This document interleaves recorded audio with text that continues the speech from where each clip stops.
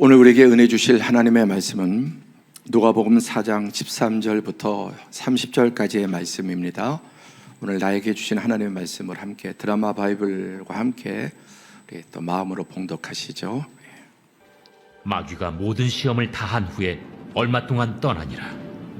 예수께서 성령의 능력으로 갈릴리에 돌아가시니 그 소문이 사방에 퍼졌고 친히 그 여러 회당에서 가르치심에 무사람에게 칭송을 받으시더라. 예수께서 그 자라나신 곳 나사렛에 이르사 안식일에 늘 하시던 대로 회당에 들어가사 성경을 읽으려고 서심해 선지자 이사야의 글을 들이거늘 책을 펴서 이렇게 기록된 데를 찾으시니 곧 주의 성령이 내게 임하셨으니 이는 가난한 자에게 복음을 전하게 하시려고 내게 기름을 부으시고 나를 보내사 포로된 자에게 자유를, 눈먼 자에게 다시 보게 함을 전파하며 눌린 자를 자유롭게 하고 주의 은혜의 해를 전파하게 하려 하심이라. 책을 덮어 그 맡은 자에게 주시고 앉으시니 회당에 있는 자들이 다 주목하여 보더라. 이에 예수께서 그들에게 말씀하시되 이 글이 오늘 너희 귀에 응하였느니라.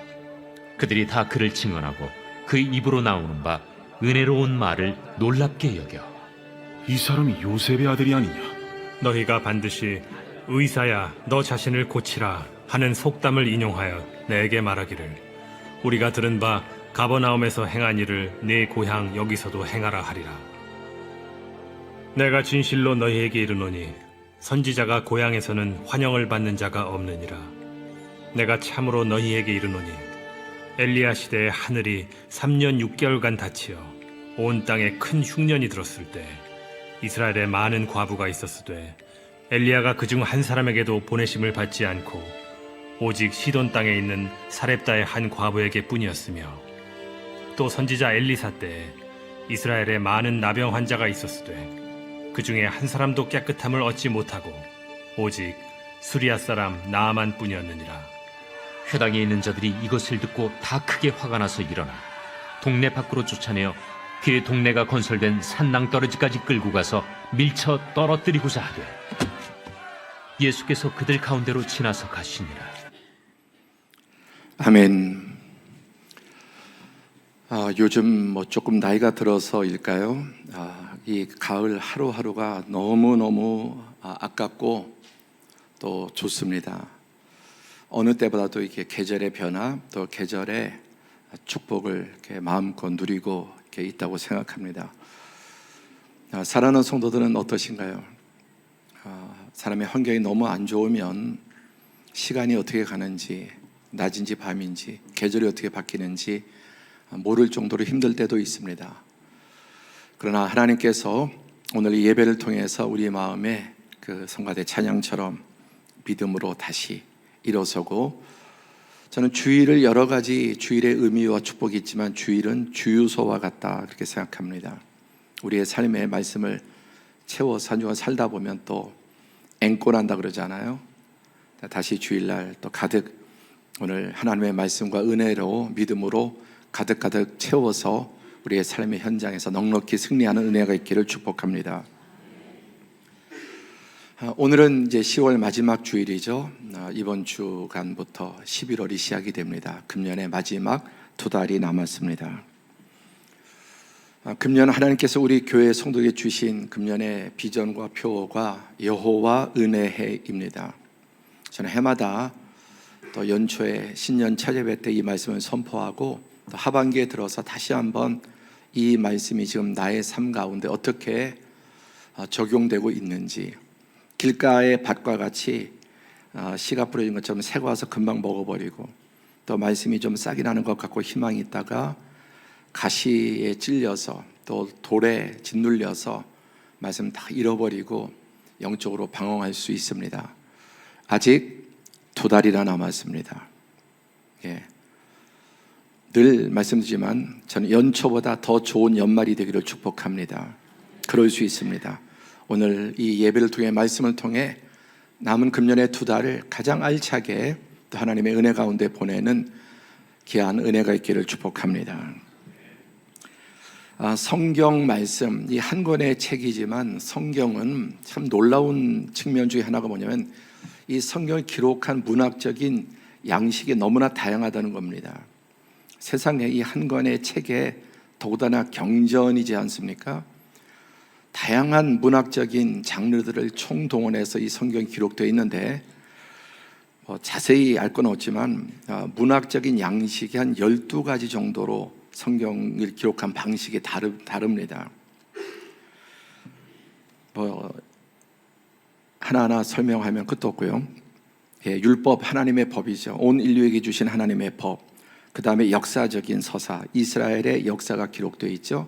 근데 이스라엘의 역사는 남의 나라 역사가 아니라 우리나라 역사나 이스라엘 역사나 세계 모든 역사가 똑같습니다. 인간의 역사는 대동소이합니다. 그리고 시편, 잠언, 아가서 같은 또 성경 곳곳에 시적인 장르로 기록된 부분도 많습니다. 대표적인 게 시편이죠. 그 다음에 예언에 빨간색으로 이렇게 표시해 두었는데 이 12가지 모든 장르 가운데 놀라운 것은 그 안에 예언들이 들어있다는 겁니다. 역사든 시든 잠언이든 한 사람의 개인의 문제든 간에 그 안에 성경의 가장 강력한 그 줄기는 예언적인 내용들이 가득하다는 겁니다. 아주 전면에 이사야, 예레미야 같은 예언서라고 붙어 있죠. 그다음에 지혜 문학, 욥기, 잠언, 전도서 같은 우리 인생을 어떻게 하면 정말 바르고 복되고 성공적으로 살 수 있는가, 그런 지혜 문학도 있고, 예수님의 이 기록한 사복음서는 한 사람의 전기 같으면서도 또 전기 형식과 달라요. 문학적인 이런 장르가 없습니다. 또 많은 비유와 우화가 있고, 또 신약 성경에는 13권의 바울 서신과 공동 서신, 그래서 편지 형식도 있습니다. 그 다음에 요한계시록, 다니엘 등등 묵시 문학이라고 해서 종말에 대해서 묵시적인 이게 무슨 뜻인지 잘 모르는, 그래서 다양한 해석도 나오고 이단들도 있죠. 비유와 상징, 그리고 찬송과 기도, 그 안에 많은 기도도 있고 찬송도 있습니다. 그런데 이 안에 중요한 것은 이 안에 예언이 담겨 있다는 겁니다. 가장 중요한 핵심은. 그래서 신약과 구약은 약속과 성취, 약이라는 말이, 구약은 오래된 약속, 또 신약은 새로운 약속, 그런 뜻이죠. 그런데 그 약속이 예언의 형태로 이렇게 기록되어 있습니다. 이렇게 설명했지만 딱 하나만 기억하시면, 이 모든 장르 속에 그 뿌리 속에는 예언이 들어있다라고 하는 겁니다. 오늘 누가복음 4장 13절에서 30절의 말씀을 읽었는데, 이 가운데 예수님께서 구약의 이 예언서, 이사야서의 내용을, 예언을 읽으시고 이 글이, 이 예언이 오늘 너희에게 응하였다고 선언하셨습니다.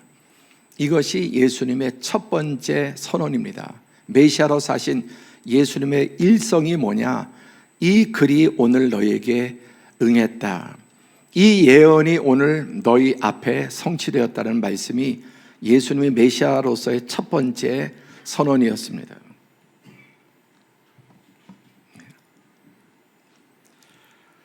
누가복음 앞장인 3장은 예수님이 세례요한에게 물로 세례를 받으시죠.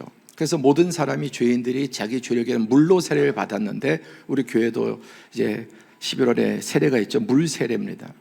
그런데 예수님 물 세례를 받을 때 성령이 비둘기같이 예수님의 머리 위에 이렇게 강림을 했습니다. 성령 세례를 받으신 것입니다. 그리고 이는 내 사랑하는 아들이요 내 기뻐하는 자다. 너희는 그의 말을 들으라는 하나님의 음성이 들려옵니다. 이것은 마치 대관식과 같이 예수님이 세례 받으시면서 하나님께서 성령을 예수님께 보내셔서 메시아라고 하는 이제 증거이고 선포입니다. 그러니까 너희가 이제 이 사람의, 이 예수의 말을 들으라, 이런 말도 이미 모세가 이후에 그런 선지자를 세울 거다라고 하는 예언의 성취입니다. 그리고 족보가 나옵니다. 3장에 족보가 쭉 나오는데 마태복음은 아브라함부터 시작되죠. 아브라함이 이삭을 낳고 이삭이 야곱을 낳고 또 유다를 낳고 짝짝짝 내려오죠. 그리고 거기서 예수가 동정녀 마리아에게서 예수가 태어났다. 그렇게 족보가 나옵니다. 누가복음의 족보는 거꾸로입니다. 예수님 위에 요셉이고 위고 이렇게 올라가면서 마태복음은 시작이 아브라함과 다윗의 자손인데 누가복음의 족보는 올라가서 아브라함을 뛰어넘어서 아담까지 올라갑니다. 그리고 그 아담 위에는 누구냐? 하나님이다. 이렇게 족보가 나와요. 마태복음은 주로 이제 유대인의 관점, 유대인에게 집중되었다면 누가복음은 온 인류에게 또 주어진 특징이 있습니다. 그래서 족보를 기록할 때도 아브라함으로 그치지 않고 그 아브라함의 족보가 우리랑 무슨 상관이냐? 근데 그 모든 인류의 조상이 누굽니까? 아담이죠. 아담까지 올라갑니다. 그리고 아담 위에는 하나님이시다. 아멘. 하나님 위에는 누가 있을까요? 하나님 위에는 아무도 없습니다. 나는 스스로 있는 자니라.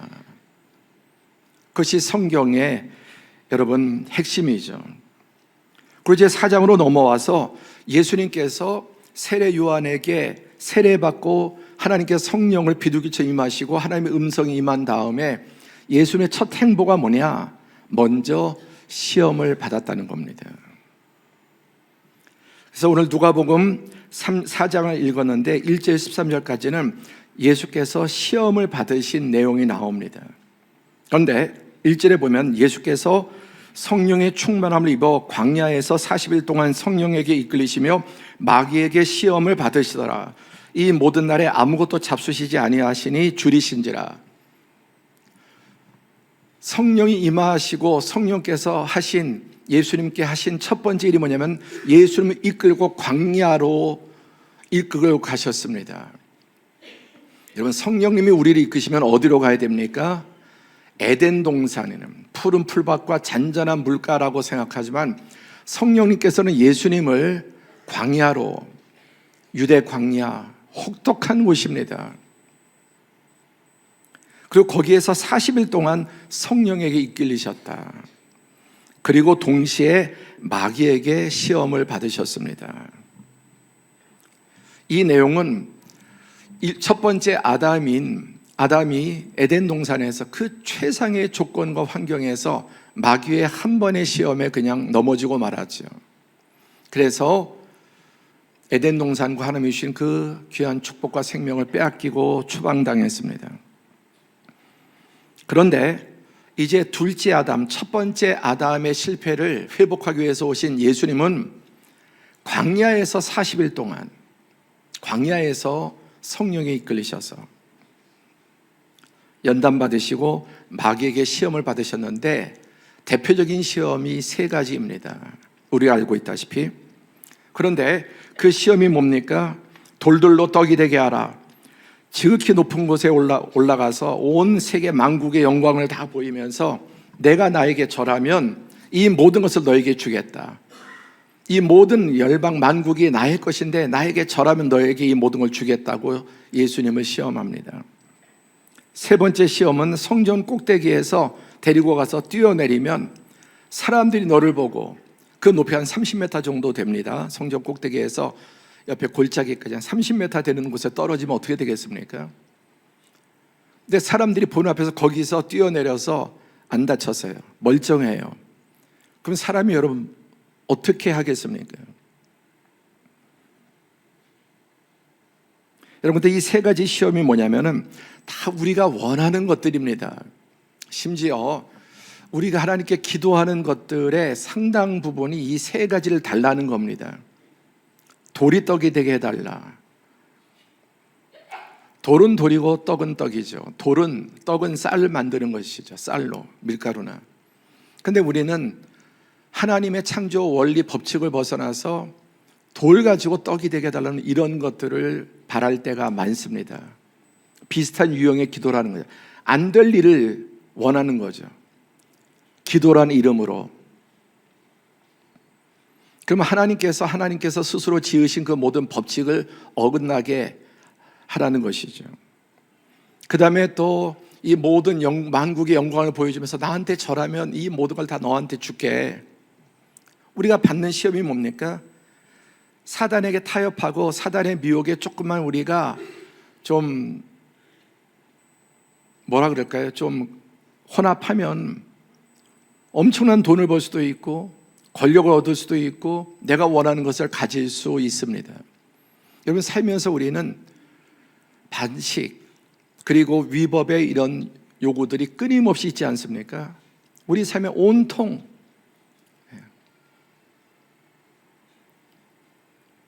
우리도 이 신앙을 통해서 정말 세상의 모든 것들을 갖고 싶어하는 그런 마음들이 없을까요? 그럴 리가 있습니다. 신앙을 통해서 내가 원하는 것들을 얻고자 하는 그런 마음들이 있다는 겁니다. 꼭대기에서 뛰어내 사람들이 이목을 끌고 명예와 어떤 사람들에게 인정을 받는 이 세 가지 시험은 모든 인간들이 가지고 있는 본능적인 욕망입니다. 그런데 이 세 가지 시험에 예수님께서는 정확하게 하나님 말씀으로 기록된 바 사람이 떡으로만 살 것이 아니라, 우리가 의식주의 이 땅에 먹고 마시는 거 의식주의에 얼마나 민감하고 우리가 아는 것보다 훨씬 더 우리는 거기에 민감하고 그 더 좋은 것을 요구하는 마음이 있죠. 그래서 그렇게 해서 안 되는 방식을 가지고 그것을 얻으려고 한다는 겁니다. 그게 돌을 가지고 떡을 만들라는 겁니다. 예수는 몹시 줄여 계셔요. 40일 동안. 그러니까 너무 지금 어렵고 환경에 쫓기고 코너에 몰리면은 그냥 반칙을 해서라도 위법을 해서라도 얻고 싶은 마음이 있다 없다? 있죠. 더더구나 안 될 일을 예수님의 이름으로 기도해서 얻어내려고 할 수도 있다는 겁니다. 그때마다 기록되었을 때 하나님의 말씀도 정확하게 그건 아니다, 그런 방법은 아니다, 그리고 사단의 이 말은 다 거짓말입니다. 예수님의 능력을 허투루 쓰게 만드는 거죠. 예수님의 전능하신 능력을 돌 가지고 떡 만드는 그런 쪽으로 사용하라고 주어지는 게 아니죠. 우리에게 주어진 돈이나 건강이나 달란트나 지위를 얼마나 여러분 유혹받습니까? 힘을 휘두르고 싶고 내 지위를 과시하고 싶은 욕망들이 끊임없이 우리 안에 있습니다. 가정 안에서 그렇고 부모란 이름으로, 남편이란 이름으로. 요즘 아내들 만만치 않은 정도가 아니라 훨씬 더 심해요. 나의 권리, 회사에서 오너로 나이를 가지고 그때마다 예수님께서는 하나님의 말씀으로 정확하게 분별하고 물리치셨습니다. 13절에 마귀가 모든 시험을 다한 후에 얼마 동안 떠나니라. 얼마 동안 떠나 1차 시험, 가장 메시아로서 이제 공식적으로 선포되어지고 첫 번째 받은 것이 광야로 나갔다는, 광야로 몰고 가셨다. 여러분, 우리 인생은 먼저 광야를 거쳐야 합니다. 먼저 광야를 거친 사람이 그 인생의 뒤에 광야를 피할 수 있습니다. 어릴 때, 젊었을 때 일찍 에덴을 경험하면 마지막이 좋지 않을 가능성이 많아요. 이게 인간의 죄성이에요. 그래서 예수님도 메시아로 인정받고 성령이 임한 다음에 첫 번째 40일에 혹독한 시련과 또 마귀의 시험을 이기셨습니다. 그리고 사단이 떠나갔습니다. 마귀의 시험을 이기신 것입니다. 무엇으로? 정확한 하나님의 말씀으로. 그런데 여러분, 무서운 게 뭐냐면 사단은 하나님의 말씀을 가지고 우리를 속입니다. 말씀을 인용해서 말씀을 자기에게 이연령 비연령으로 자기 상황과 자기 합리화를 위해서 말씀을 딱 내밀고 하는 것이 우리가 아주 경계해야 돼요. 믿음이 좋고 오래된 분이 나는 하나님의 말씀으로 기도 응답을 받았다, 하나님의 뜻이다, 그래야 되지만 아주 위험한 말일 수 있습니다. 말씀을 가지고 자기 합리화를 시키는 것은 정말 위험한 방식이 아닐 수 없습니다. 자, 그래서 야고보서 1장 10절 시작. 시험을 참는 자는 복이 있나니 이는 시련을 견뎌낸 자가 주께서 자기를 사랑하는 자들에게 약속하신 생명의 면류관을 얻을 것이기 때문이라. 시험을 참는 자, 시련을 견뎌내는 자가 복이 있다. 시험과 시련은 견디는 겁니다. 피하는 게 아니라. 피하고 싶습니다. 타협하고 싶습니다. 면제받고 싶습니다. 그러나 받을 시련과 시험은 반드시 받아야 고난당한 게 내게 유익입니다. 여러분, 지금 어려운 시험 가운데 정말 견디기 힘든, 특별히 오래된 그런 시험과 연단의 시간이 있지 않습니까? 오늘 제가 성가대 찬양을 드리면서 이런 생각이 들더라고요. 지금 찬양하는 분들 가운데 지금 찬양할 마음이 전혀 없는 상황인데, 울고 싶은데 환하게 찬양을 부르고 있는, 여러분도 교회 나와서 지금 말 못할 그런 사정, 눌림, 아픔들 이런 게 있는데 사람들 앞에 웃는 얼굴로 해야 되고 찬양 부를 때 웃는 게 아니다, 그런 말이 있지 않습니까? 시련은 견뎌야 합니다. 시련의 때가 있습니다. 힘들게 버티고 견뎌야 합니다. 그 시험을 참고 끝까지 견디는 자가 복이 있습니다. 시험에 불합격하면 재시험 점점 더 어려운 시험이 됩니다. 여러분, 우리의 세상에서도 시험은 합격해야 끝나죠. 합격해야 끝납니다. 영적인 시련도 합격해야 끝납니다. 그래서 하나님께서는 끊임없이 우리에게 다시 주의를 주시고, 아까 주유소와 같이 다시 기름을 채우게 하시고, 다시 하나님 말씀 통해서 낙심하고 환경에 무너진 그런 우리의 마음을 다시 인내하게 하시고, 오늘 이 예배를 통해서 하나님께 주시는 거룩한 강력한 인내가 여러분의 마음속에 재장착되기를 축복합니다. 그래서 우리를 위해서 예배를 주시는 거예요. 우리를 위해서.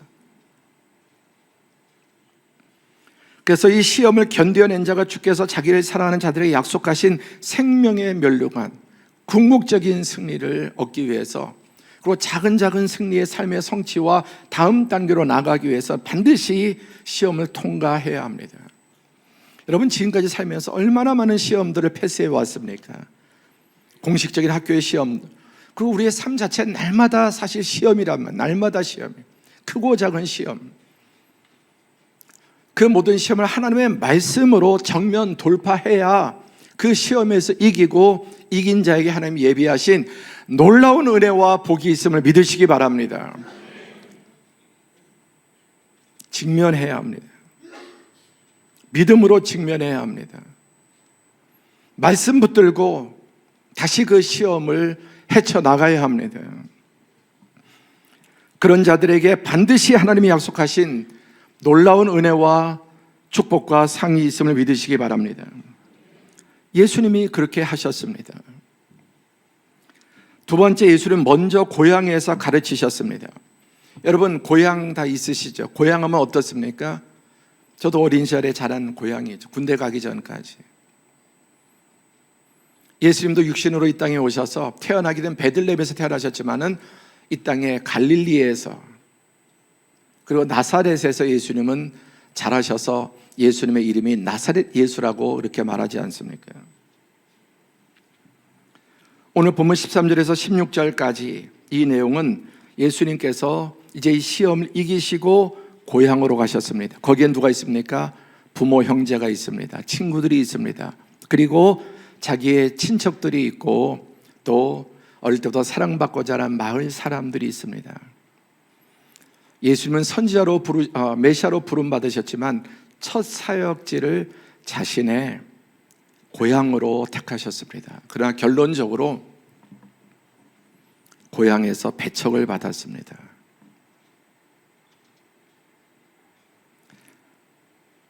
하나님의 아들이시지만은 자기가 자란 그곳에 자기의 가족들과 친지들과 이웃들, 그들에게 메시아로서의 하나님의 은혜를 전하려고 했지만 그들은 거절했습니다.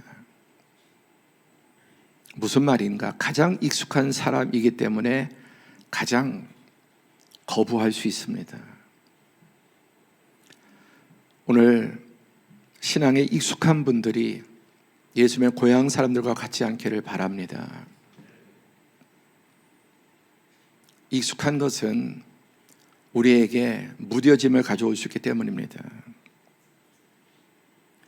그래서 성령의 능력으로 갈릴리로 돌아가셨습니다. 소문이 사방에 퍼졌고 친히 그 여러 회당에서 가르치심에 무사람에게 칭송을 받았습니다. 처음에 가르치실 때 듣도 보도 못한 예수님의 가르침, 듣도 보도 못한 16절, 예수께서 그 자라나신 곳 나사렛에 이르사 안식일에 늘 하시던 대로 회당에 들어가사 성경을 읽으려고 서심해 선지자 이사야의 글을 드리거늘 책을 펴서 이렇게 기록된 데를 찾으시니, 그 당시에 구약 성경만 있었습니다. 구약 39권, 그 중에 예수님께서는 이사야서를 찾으셨습니다. 그리고 이사야서 가운데 바로 이렇게 기록된 데를 의도적으로 찾으셨는데 예수님의 첫 설교예요. 메시아로서 첫 설교, 장소 어디? 자기의 고향. 본문이 무엇입니까? 이사야서. 바로 이 내용입니다. 주의 성령이 내게 임하셨으니 이는 가난한 자에게 복음을 전하게 하시려고 내게 기름을 부으시고 나를 보내사 포로된 자에게 자유를, 눈먼 자에게 다시 보게 함을 전파하며 눌린 자를 자유롭게 하고 주의 은혜의 해를 전파하게 하려 하심이라 하였더라. 이사야 61장 1절에서 3절 사이의 말씀을 의도적으로 딱 거기를 펴서 읽으셨습니다. 19절 시작. 주의 은혜의 해를 전파하게 하려 하심이라 하였더라. 금년 교회표.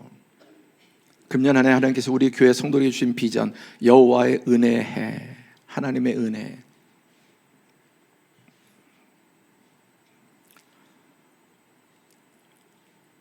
이사야서 이 말씀은 예수님이 메시아로 사역하기 전에 약 740년에서 60년 전에 기록된 말씀이에요. 아까 성경에 기록한 문학적인 장르가 한 12가지 정도 되는데 예언, 그 안에는 놀랍도록 기도 속에도 찬송 속에도 한 사람의 인생 속에서도 역사 속에서도 예언이 들어있다. 하나님의 구속사라고, 구원에 대한 약속, 메시아에 대한 약속이죠. 그 중에도 가장 선명한 그 예언이 바로 이사야 61장 1절 3절입니다.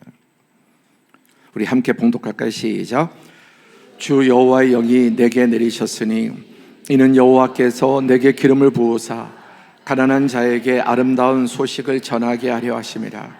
나를 보내사 마음이 상한 자를 고치며 포로된 자에게 자유를, 갇힌 자에게 노임을 선포하며 여호와의 은혜의 해와 우리 하나님의 보복의 날을 선포하여 모든 슬픈 자를 위로하되.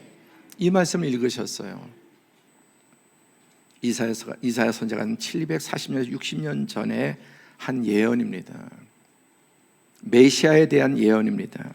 먼저 여호와의 영이 그 메시아에게 내리셔서 여호와께서 친히 기름 부으셔서 그를 세우셨는데, 가난한 자에게 아름다운 소식. 가난이 무엇입니까? 심령이 가난한 자.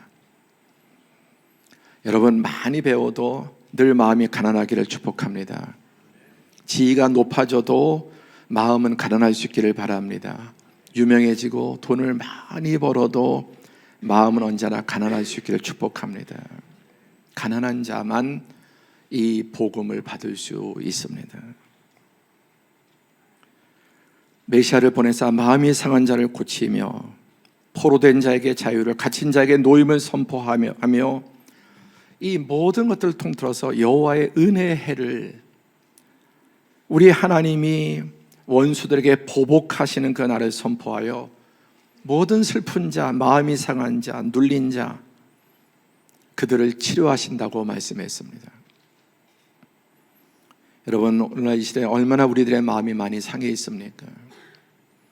오늘 예배드린 여러분 가운데 이런 일로 저런 일로 온갖 마음이, 부부관계 때문에, 부모 자식 관계 때문에, 또 형제들의 문제 때문에, 자녀 문제 때문에, 돈 때문에, 직장생활, 장래 문제, 여러 가지 온통 눌리고 상하고 분노가 가득할 수도 있고 슬픔과 낙심과 절망이 가득할 수 있습니다. 그런 분들에게 하나님의 영이 임하셔서 치유의 은혜를, 소망을, 힘을 회복시켜 주시기를 축복합니다. 이 말씀을 찾으셨습니다.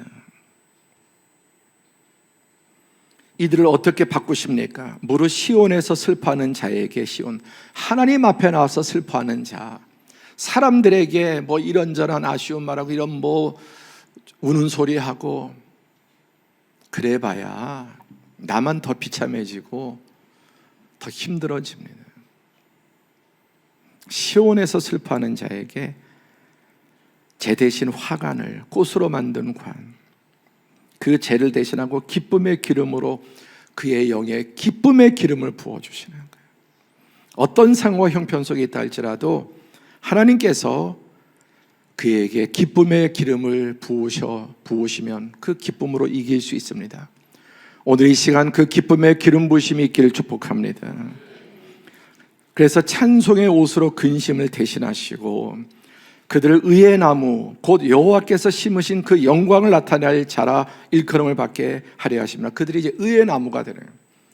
전에는 악의 나무로서 말과 행동과 태도와 그의 삶에서 죄악의 열매들이 주렁주렁 맺혔다면 이제 그의 삶에서 열매가 맺히기 시작하는데 빛의 열매, 의의 열매, 성령의 열매, 생명의 열매, 자신과 다른 사람을 살리는 나무가 크면 클수록 주렁주렁 열매 맺듯이 의의 열매를 맺는 나무로 바꿔주시고 그들을 통해서 여호와께서 심으신 영광, 그의 삶을 통해 인생을 통해 하나님께서 영광을 받으시는 것입니다.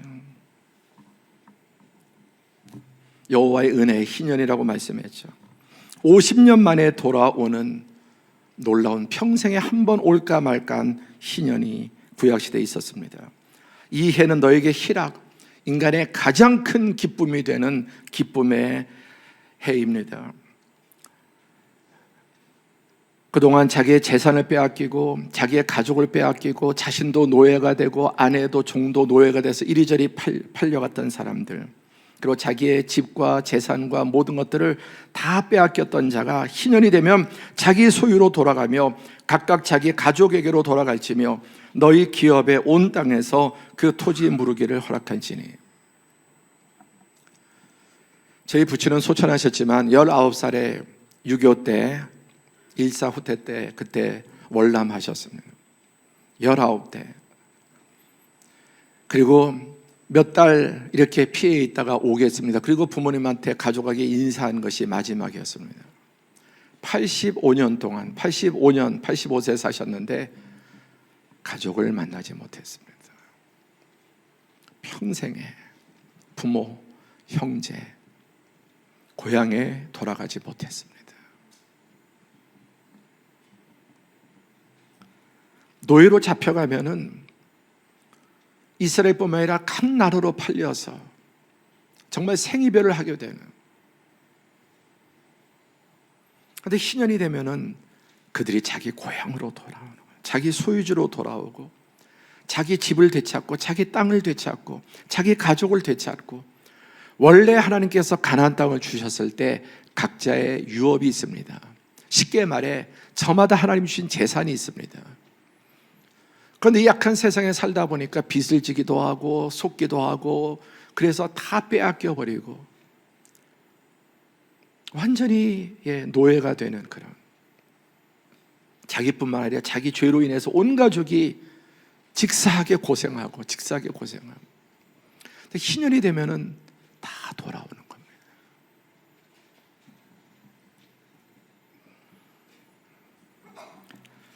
레위기 25장 8절 9절에 보면 너는 7 안식년을 계수할지니 7년이 7번인즉 안식년 7번 동안 곧 49년이라.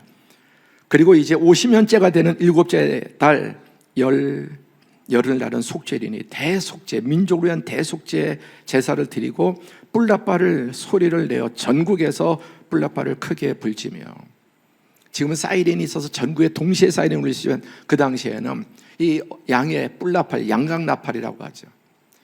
이게 소리가 엄청나게 큽니다. 이게 이제 수도에서 불기 시작하면 금방 쫙 전국에 다 퍼지는 거예요. 온 땅의 도시로부터 시골 구석구석까지 나팔 소리가 울리는데, 이때 자유와 해방이 선포되는 겁니다. 대속죄, 민족의 죄를 사하는 제사가 끝난 다음에 제사장이 이 나팔을 불고 각지에 퍼질 때 자기 고향으로 돌아가고 자기 가족을 다시 만날 수 있고 빼앗겼던 자기 하나님이 처음에 주신 가나안 땅에 자기의 기업을 다 찾을 수 있는 이런 제도가 이스라엘에게 있었습니다.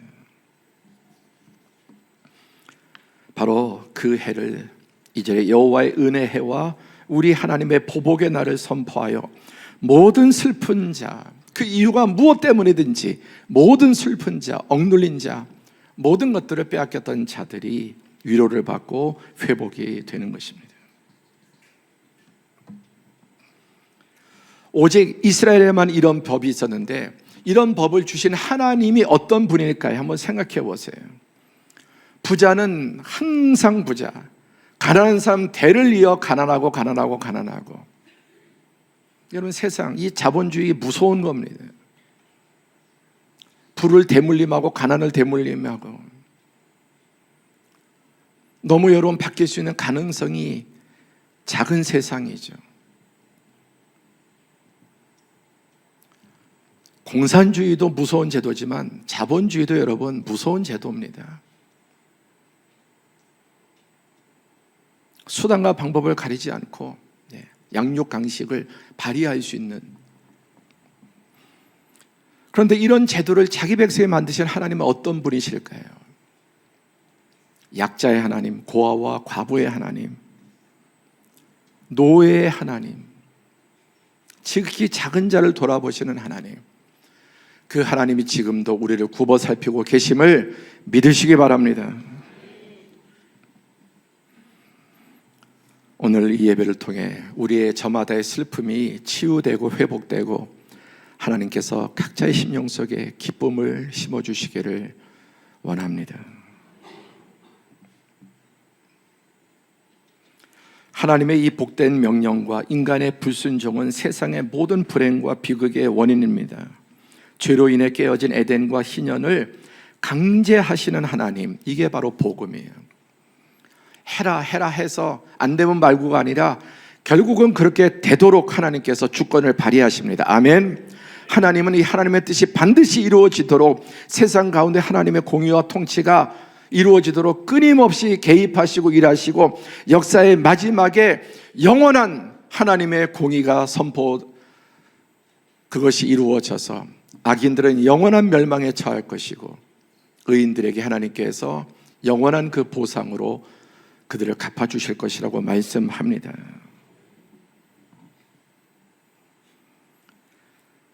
예수님의 첫 번째 메시지가 뭐냐?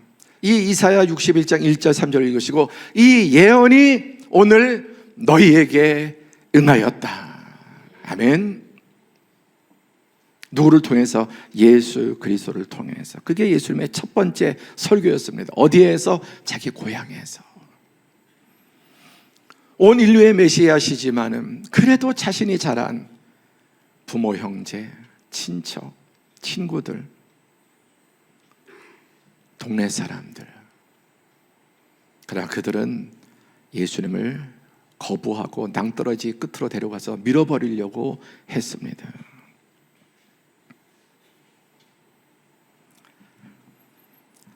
이 말씀을 읽고 책을 덮어 그 맡은 자에게 주시고 앉으시니 회당에 있는 자들이 다 주목하여 보더라. 이에 예수께서 그들에게 이르시되 이 글이 오늘 너희 귀에 응하였느니라. 아멘. 누구든지 예수님을 믿는 자, 영접하는 순간 하나님의 자녀가 되고 이 글이, 이 예언이 그 사람에게 임한 것입니다. 그리고 하나님께서는 또 우리 인생에 연단의 때, 인내의 때, 정말 슬픔과 어둠과 눌림에 절망의 때가 있지만 그 시간을 통해서 우리를 철저하게 깨트리시고 낮추시고 바짝 엎드리게 하신 다음 오직 하나님만 바라볼 때 그의 인생에 희년을 주십니다. 그래야 복된 겁니다. 늘 말씀드리죠. 살면 살수록 밝아지는 인생, 살면 살수록 자꾸만 쪼그라들고 어두워지는 인생이 아니라 예수 그리스도 안에서 살면 살수록 펼쳐지는 그런 삶을 주시기를 원합니다. 예수님은 모든 성경을 다 이루셨습니다. 요한복음 5장 39절에 너희가 성경에서 영생을 얻는 줄 생각하고 성경을 연구하거니와 이 성경이 곧 내게 대하여 증언하는 것이라. 성경은 예수님에 대한 아까 12가지 방식의 다양하게 성경을 기록했지만 그 모든 뿌리와 중심과 목적은 예수 그리스도를 통한 하나님의 구원입니다. 요한복음 1장 17절에 율법은 모세로 말미암아 주어진 것이요 은혜와 진리는 예수 그리스도로 말미암아 온 것이라. 율법은 무엇입니까? 네가 지은 죄 네가 책임져라는 거예요. 죄의 삭은 사망이다. 네가 죄진 만큼 벌 받아라. 이게 율법입니다. 율법은 모세를 통해서 주어졌지만 은혜와 진리, 하나님의 은혜는 예수 그리스도를 통해서 주어졌습니다. 여러분, 이 세상은 율법이 지배하는 시대, 네 능력만큼 자신의 능력대로 강하면, 똑똑하면, 유능하면, 무능하고 못 배우고 약하면 짓밟히고, 그게 율법이 삶의 방식이라면 은혜는 못 배워도 약해도 부족해도 죄가 있어도 하나님의 은혜는 예수 그리스도를 통해서 주어졌습니다. 요한복음 10장 10절에 예수님 말씀하시기를 도둑이 오는 것은 도둑질하고 죽이고 멸망시키는 것뿐이요 내가 온 것은 양으로 생명을 얻게 하고 더 풍성히 얻게 하려는 것이라. 율법의 성취, 또 이 땅에 오신 목적을 이렇게 말씀하셨습니다. 그리고 십자가상에서 대속의 죽음을 죽으실 때 다 이루었다. 하나님의 모든 요구를, 율법의 모든 요구를, 인간의 모든 죄 문제를 다 해결했다.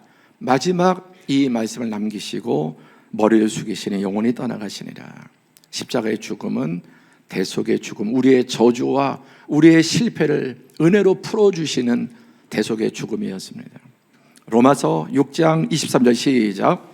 죄의 삭은 사망이요 하나님의 은사는 그리스도 예수 안에 우리 주 안에 있는 영생이라. 아멘. 죄의 삭은 사망, 이게 율법이란 말이죠. 그러나 하나님의 은혜, 하나님의 긍휼은 예수 그리스도 안에서 영원한 생명을 주시는 것. 예수님은 이 땅에 우리에게 여호와의 은혜를 가져오신 분이심을 다시 한번 확신할 수 있기를 바랍니다. 이게 우리 신앙의 뿌리란 말이에요.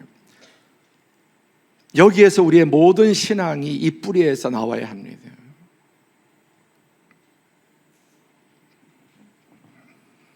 그리고 이제 말만 하신 게 아니라 말은 누가 못합니까?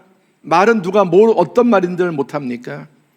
예수님 말이 아니라 이제 그것을 실제로 증명하시는데 더러운 귀신들을 쫓으십니다. 그래서 누가복음 4장 31절부터 37절까지 우리 30절까지 읽었는데 예수님이 수많은 귀신들을 추방합니다. 왜?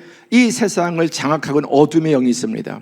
모든 저주와 모든 고통과 여러분 괴로움의 뿌리는 죄, 사단이 그 죄를 이용해서 사람들을 괴롭히고 도둑질하고 죽이고 멸망시킵니다.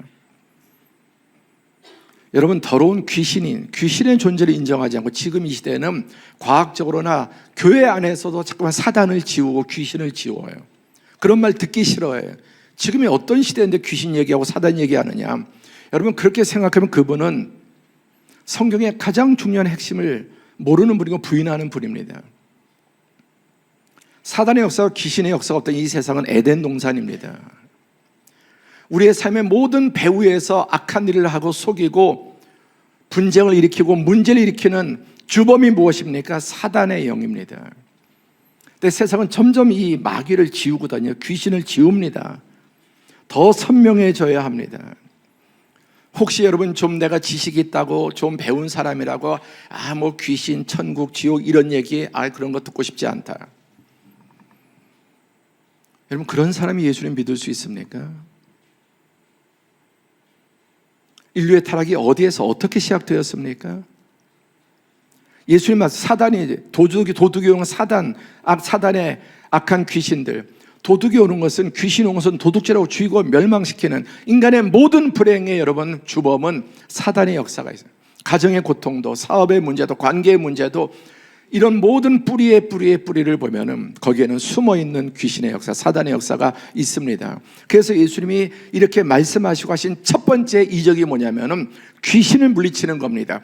이건 과학으로도 안 되고, 이건 철학으로도 안 되고, 이건 어떤 종교로도 될 수 없습니다. 그래서 예수님의 첫 번째 사역은 온통 귀신들을 물리치는 것입니다.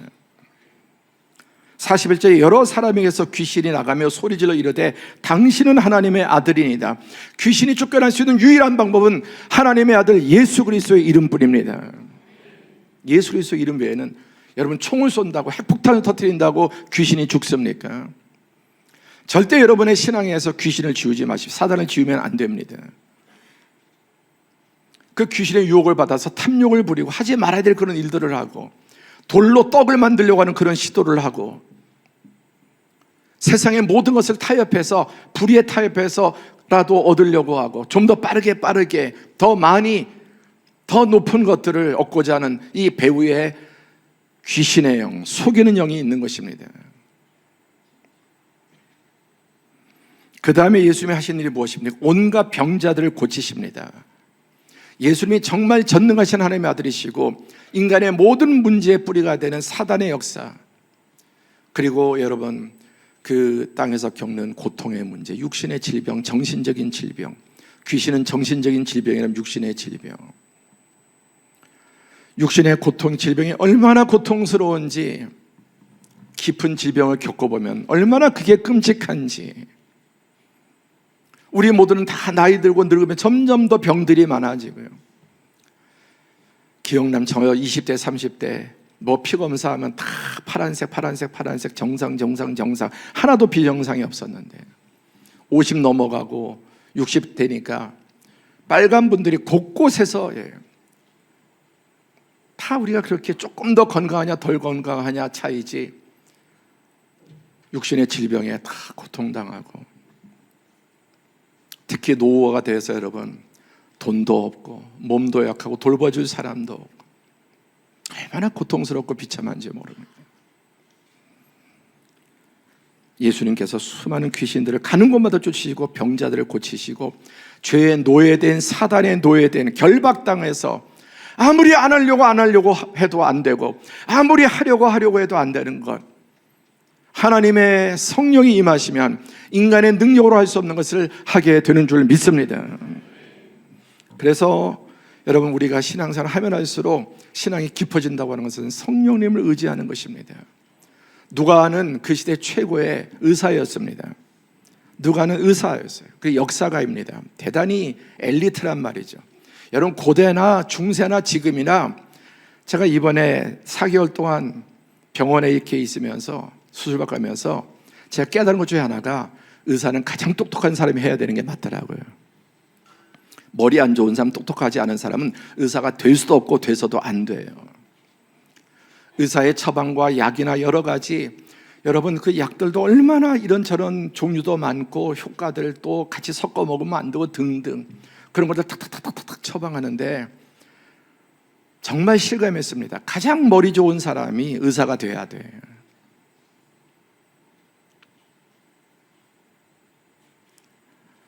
감사하게도 하나님께서 서울대 의대를 나오고 정말 뭐 거의 뭐 이쪽 계통의 최고라고 할 수 있는 의사를 만나요.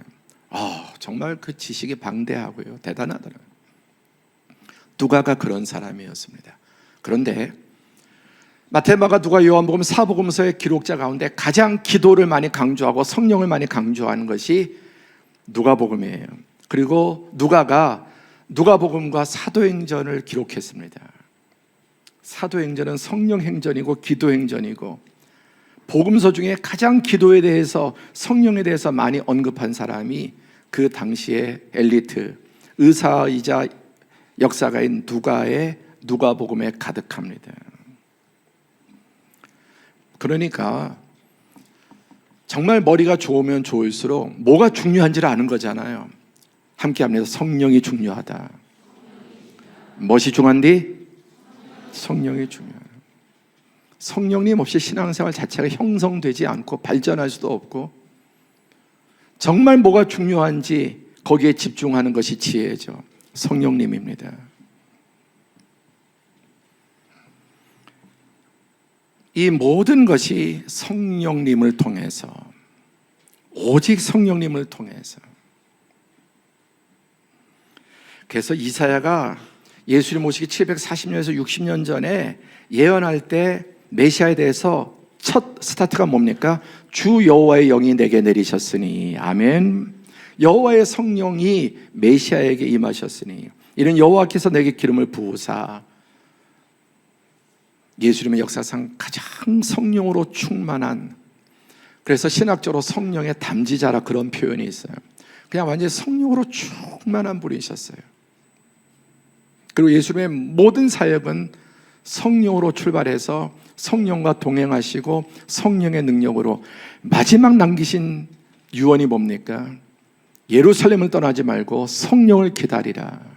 오직 성령이 너에게 임하시면 너희가 권능을 받고, 예루살렘과 온 유대와 사마리아 땅, 자기 가정부터 시작해서 자기 주변의 도시를, 나라를, 세상을 복음화시킬 수 있는 능력이 성령을 받은 사람의 변화된 삶을 통해서 일어난다는 말씀을 하셨습니다.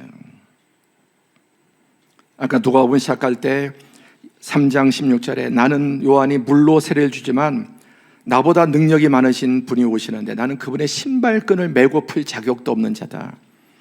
예수님은 어떤 분이십니까? 성령과 불로 너에게 세례를 베푸실 것이요. 오늘 이 말씀을 깨달으면 더 성령님을 간구하고 나에게 성령으로 충만케 주옵소서. 이 기도가 끊이지 않기를 바랍니다.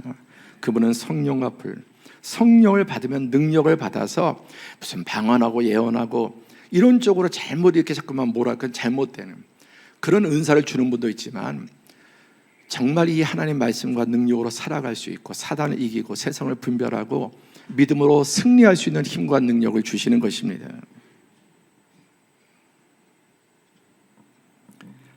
그래서 예수님 마지막 남기신 말씀이 오직 성령이, 다른 방법이 없다, 다른 길이 없다. 이제 너희가 사는 길은 죽어난 사나 오직 성령이 너에게 임하시면 너희가 권능을 받고, 베드로와 제자들 뭐 감옥에도 가고 죽는 대로 간다고 그렇게 큰 소리 뻥뻥 쳐도 당일을 이기지 못 다 배반했습니다. 힘으로도 능으로도 결심으로도 안 되는 겁니다. 내 의지력으로 신앙생활하는 게 아니라 성령이 임하시면, 오직 성령이 임하셔야 성령의 도우심으로 여러분 사단과 세상을 이길 수 있는 줄 믿습니다. 말씀을 맺습니다. 시대적 상황과 섭리적인 상황이라는 게 있습니다. 시대적인 상황이 어떻습니까? 보라, 어둠이 땅을 덮을 것이고 캄캄함이 만민을 가리우려니와. 여러분, 도덕적인 캄캄함, 또 문화적인 캄캄함, 영적인 캄캄함, 또 물질적인 경제적인 캄캄함, 온 세상에 이런저런 전쟁과 전염병과 문화적인 악한 것들로, 그래서 재앙이 가득하고 문제가 가득해도 그게 시대적인 상황이 그렇다 할지라도 섭리적인 상황 어떻습니까? 오직 여호와께서 내 위에 임하실 것이요 그의 영광이 내 위에 나타나면 일어나서 빛을 발할 수 있는 줄로 믿습니다. 하나님의 영광이 가정에 임하면, 하나님의 영광이 그 기업에 임하면, 하나님의 영광이 그 삶에 임하면 일어나서 빛을 발하게 될 줄로 믿습니다.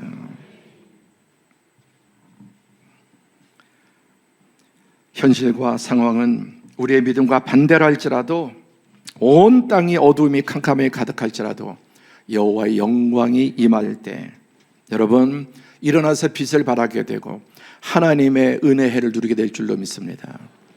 인내, 어려운 때를 지나고 있는 분, 끝까지 견디고 인내하고 믿음으로 승리해서 하나님께서 주어지는 여호와의 은혜의 해가 우리 사랑하는 모든 성도들의 삶에 넘치고, 그래도 기도해야 된다. 여러분, 더 많은 기도 시간을 가지십시오. 새벽 기도에도, 또 금요일 우리 온 세대 기도에도, 그리고 여러분의 삶의 현장에서 운전하면서도, 사무실에 가서도, 밥을 먹으면서도 늘 하나님의 은혜를 구하고 성령의 도우심을 구하는 가운데 우리의 일상의 삶 가운데 하나님의 은혜가 계속해서 펼쳐지는, 또 그런 역사가, 능력이 체험되기를 주님의 이름으로 축복합니다.